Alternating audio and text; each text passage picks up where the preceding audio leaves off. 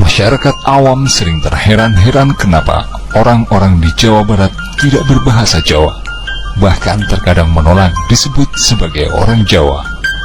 Masyarakat awam, terlebih yang berada di luar Pulau Jawa, sering merasa terheran-heran kenapa orang-orang di Jawa Barat tidak berbahasa Jawa, bahkan terkadang menolak disebut sebagai orang Jawa.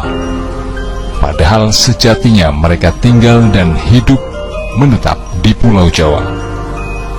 Mengapa bisa demikian? Janggal memang saat hampir seluruh wilayah di Pulau Jawa menggunakan bahasa Jawa sebagai bahasa keseharian. Orang-orang Jawa Barat justru malah berbahasa Sunda. Dalam ilmu linguistik, antara bahasa Jawa dan bahasa Sunda sebenarnya masih satu rumpun, bahasa Melayu Polinesia. Meskipun demikian, tetap saja dari segi fonologi, penuturan, dan sistem penulisan keduanya jelas sangat berbeda. Alasan kenapa orang-orang Jawa Barat tidak berbahasa Jawa serta menolak jika disebut orang Jawa adalah karena mereka memang bukan orang Jawa. Orang Jawa yang tinggal di sebagian besar wilayah Pulau Jawa berasal dari suku Jawa, sedangkan orang-orang di Jawa Barat tidak. Mereka berasal dari kelompok etnis berbeda, suku Sunda. Mereka sudah sejak lama tinggal di wilayah barat Pulau Jawa yang dikenal sebagai Tatar Pasunda.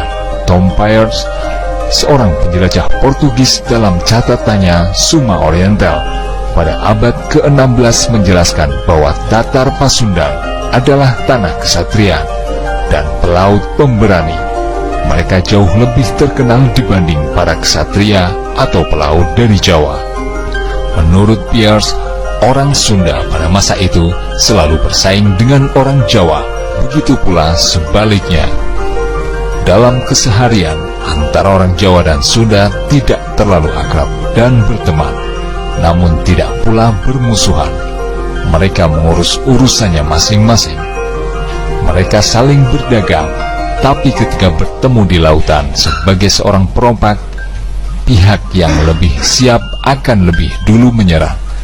Serangan biasanya terjadi di wilayah perairan Cimanuk, tak peduli betapa erat hubungan atau pertemanan di antara keduanya.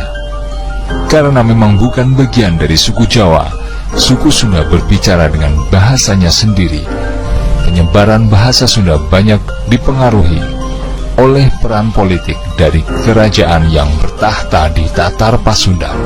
Sebagian wilayah barat Jawa Tengah, khususnya Brebes dan Cilacap, menggunakan bahasa Sunda karena dulunya berada di bawah kekuasaan kerajaan Galuh.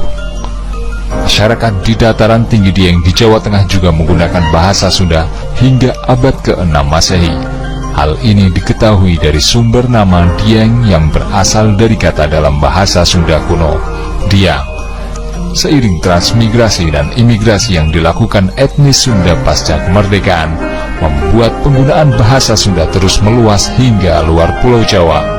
Tidak seperti bahasa Jawa, bahasa Sunda tidak mengenal tingkat bahasa atau undak usuk.